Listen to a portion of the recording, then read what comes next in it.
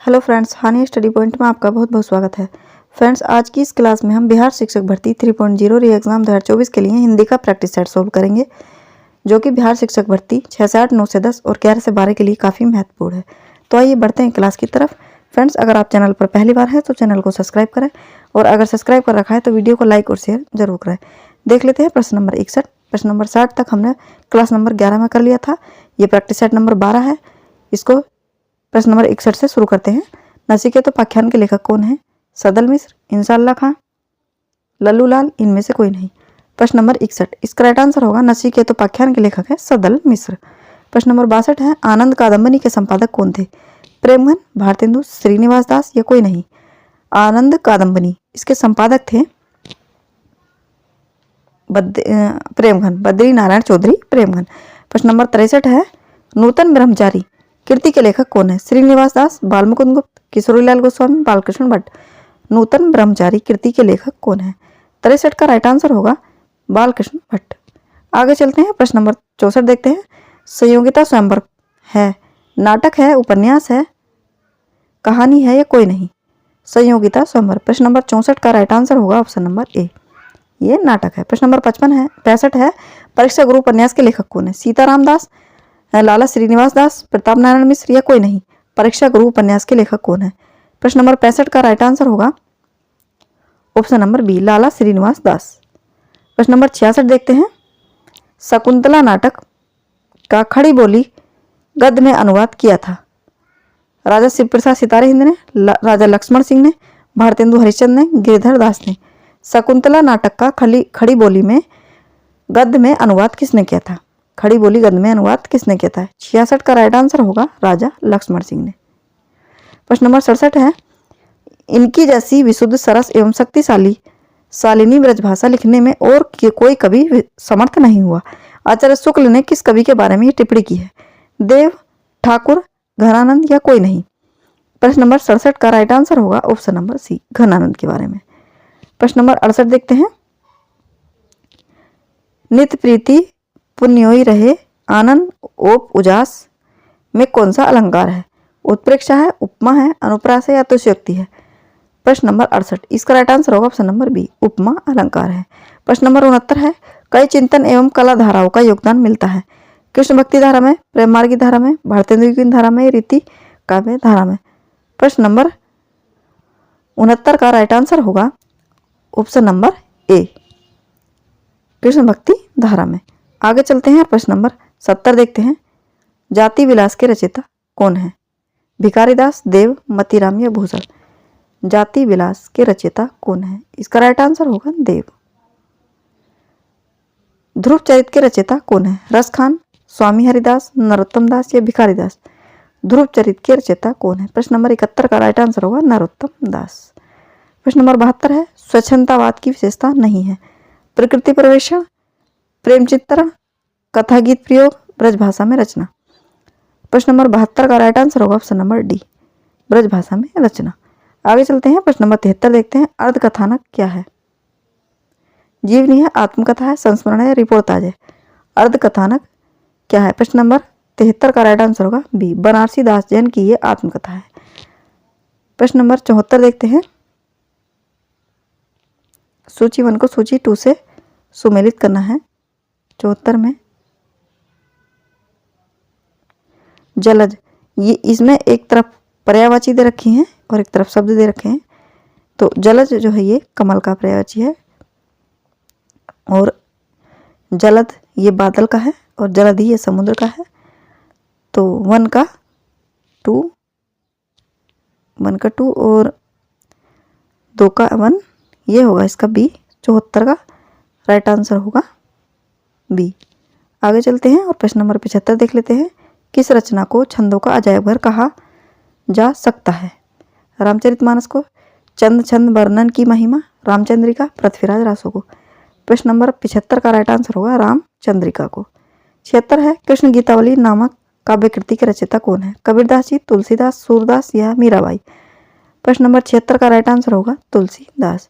77 है, निम्नलिखित में से पुल्लिंग शब्द कौन सा है? घास है, आय है, वे है, ये नहर है। 77 का राइट आंसर होगा वे है। आगे चलते हैं, प्रश्न नंबर 78 देखते हैं। जगत सजपाई सार कविता के रचयिता कौन है? नाथूराम शर्मा, देवीदत्त शुक्ल, श्रीधर पाठक, कोई नहीं। जगत सजपाई सार, सजपाई सार। प्रश्न नंबर 78 का राइट आंसर होगा ऑप्शन नंबर सी, श्रीधर पाठक। मध्यकालीन बोधा का स्वरूप के लेखक कौन है? प्रश्न नंबर 79 है, मध्यकालीन बोधा का स्वरूप के लेखक कौन है? रामचंद्र शुक्ल है, राहुल सांकृत्यायन है, नामवर सिंह है, हजारी प्रसाद द्विवेदी है। प्रश्न नंबर 79 का राइट आंसर होगा हजारी प्रसाद द्विवेदी है। आगे चलते हैं, प्रश्न नंबर 80 देख लेते हैं। सूची 1 को सूची 2 से सुमेलित करना है। 10 कुमार चरित, नैषधीयचरितम, उत्तर रामचरितम। 10 कुमार चरित ये दंडी की है और उत्तर रामचरितम जो है ये भगवती की है, ये श्रीहर्ष की है। प्रश्न नंबर 80 का राइट आंसर होगा ऑप्शन नंबर सी। 1 का 3 है और खा का 1 है और गा का 2 है, इसका सी राइट आंसर होगा। आगे चलते हैं, प्रश्न नंबर 81 देखते हैं। सीख लीनी, एक मिनट, सीखी लीनी मीन मेरा खंजन, कमल नयन, सीखी लीनी, जस और प्रताप को कहानी। ये पंक्तियां किस कवि की हैं? ठाकुर, घनानंद, द्विजदेव या मतीराम। प्रश्न नंबर 81 का राइट आंसर होगा ठाकुर की। प्रश्न नंबर 82 देखते हैं। भक्ति के स्रोत को दक्षिण से उत्तर भारत में प्रसारित होने के सिद्धांत का समर्थन करने वाले विद्वान कौन है? ग्रेसन है, हजारी प्रसाद द्विवेदी है, आचार्य रामचंद्र शुक्ल है, जयशंकर प्रसाद है। तो प्रश्न नंबर 82 का राइट आंसर होगा ऑप्शन नंबर सी, आचार्य रामचंद्र शुक्ल जी हैं। प्रश्न नंबर 83 देखते हैं। बीसल देव रासों में किस शैली का प्रयोग किया गया है? श्रृंगारिक शैली, आख्यान शैली, गेय शैली या प्रबंध शैली। प्रश्न नंबर 83 का राइट आंसर होगा ऑप्शन नंबर सी, ये गेय शैली का प्रयोग इसमें किया गया है। प्रश्न नंबर 84 देखते हैं। फोर्ट विलियम कॉलेज की स्थापना किस वर्ष हुई थी? तो इसकी स्थापना 1800 ईस्वी में हुई थी और ये कलकत्ता में हुई थी। प्रश्न नंबर 84 का राइट आंसर होगा ए और बी दोनों होंगे इसमें, क्योंकि इसमें भी दे रखा है 1800 में हुई थी। प्रश्न नंबर 85 है। राहुल जी ने हिंदी भाषा का प्रथम कवि किसे स्वीकार किया है? पुष्पदंत को, हेमचंद को, सरहापा को, विद्यापति को। तो राहुल जी ने सरहापा जी को हिंदी का प्रथम कवि स्वीकार किया है। प्रश्न नंबर 86 देखते हैं। भिखारी दास की रचना कौन सी है? काव्य निर्णय, काव्य सिंधु, चिंतामणि या सर्वविवेक। प्रश्न नंबर 86, इसका राइट आंसर होगा काव्य निर्णय, भिखारी दास जी की रचना है। 87 है। नैन नचाए कहो मुस्काए लला फिर अयो खेलन होरी। ये पंक्तियां किसकी हैं? बिहारी की, मतीराम की, पद्माकर की या इनमें से कोई नहीं। प्रश्न नंबर 87 का राइट आंसर होगा ये पद्माकर जी की पंक्तियां हैं। आगे चलते हैं, प्रश्न नंबर 88 देखते हैं। हिंदी साहित्य के प्रथम काल को आदि काल नाम किसने दिया है? रामचंद्र शुक्ल ने, हजारी प्रसाद द्विवेदी ने, राहुल सांकृत्यायन ने, वासुदेव शरण अग्रवाल ने। प्रश्न नंबर 88 का राइट आंसर होगा हजारी प्रसाद द्विवेदी जी ने। प्रश्न नंबर 89 है। भाषा योग वशिष्ठ के लेखक कौन है? राम प्रसाद बिस्मिल, रमाशंकर वाजपेयी, राम प्रसाद निरंजनी, इनमें से कोई नहीं। भाषा योग वशिष्ठ के लेखक कौन है? प्रश्न नंबर 89 का राइट आंसर होगा option number C, Ram Prasad Niranjani. प्रश्न नंबर 90 है। नहुस नाटक के नाटककार कौन है? गोपाल चंद्र उर्फ गिरधरदास, ब्रज रतनदास, सीताराम दास, इनमें से कोई नहीं। प्रश्न नंबर 90 का राइट आंसर होगा ऑप्शन नंबर सी, सीताराम दास। आगे चलते हैं, प्रश्न नंबर 91 देखते हैं। हिंदी शब्दानुशासन के लेखक कौन है? कामता प्रसाद गुरु, किशोरीदास वाजपेयी, श्याम सुंदर दास, रामचंद्र वर्मा। प्रश्न नंबर 91, इसका राइट आंसर होगा किशोरीदास वाजपेयी, बी इसका राइट आंसर होगा। प्रश्न नंबर 92 है। छीत स्वामी किस धारा के कवि हैं? राम भक्ति धारा के, अष्टछाप धारा के, प्रेम मार्गी धारा के, निर्गुण मार्गी धारा के। प्रश्न नंबर 92 का राइट आंसर होगा अष्टछाप धारा के। प्रश्न नंबर 93 है। बरवे नायिका भेद के रचनाकार कौन है? केशव दास, भिखारी दास, रहीम दास या बिहारी। बरवे नायिका भेद, इसके रचनाकार कौन है? 93 का राइट आंसर होगा रहीम दास जी। आगे चलते हैं, प्रश्न नंबर 94 देखते हैं। विनय पत्रिका की भाषा क्या है? ब्रज भाषा है, अवधी है, भोजपुरी है या मैथिली है? विनय पत्रिका की भाषा है ब्रज भाषा। प्रश्न नंबर 95 है। भक्तिकाल के किस कवि को ने संस्कृत को छोड़कर भी संस्कृत की शास्त्रीय परंपरा का निर्वाह किया है? जयसी, सूरदास, तुलसीदास या नंददास। भक्तिकाल के किस कवि ने संस्कृत को छोड़कर भी संस्कृत की शास्त्रीय परंपरा का निर्वहन किया है? 95 का राइट आंसर होगा तुलसीदास जी ने। प्रश्न नंबर 96 देखते हैं। रीतिकाल की रीति सिद्ध काव्यधारा के कवि कौन है? केशव दास है, देव हैं, भूषण है या बिहारी हैं? प्रश्न नंबर 96 का राइट आंसर होगा बिहारी। प्रश्न नंबर 97 देखते हैं। रामचंद्र वर्मा प्रसिद्ध हैं कवि के रूप में, आलोचक के रूप में, भाषाविद के रूप में, कोशकार के रूप में। रामचंद्र वर्मा प्रसिद्ध हैं किसके लिए? प्रश्न नंबर 97 का राइट आंसर होगा कोशकार के रूप में। प्रश्न नंबर 98 देखते हैं, रहीमकृत मदनाष्टक की भाषा क्या है? मदनाष्टक ये रहीमदास जी के द्वारा लिखी हुई इनकी एक रचना है। तो इसकी बोली भाषा पूछी गई है, खड़ी बोली है, अवधी है, ब्रज है, राजस्थानी है। 98 का राइट आंसर होगा खड़ी बोली है। प्रश्न नंबर 99 है, ध्रुपद गायन का संबंध किस भाषा से है?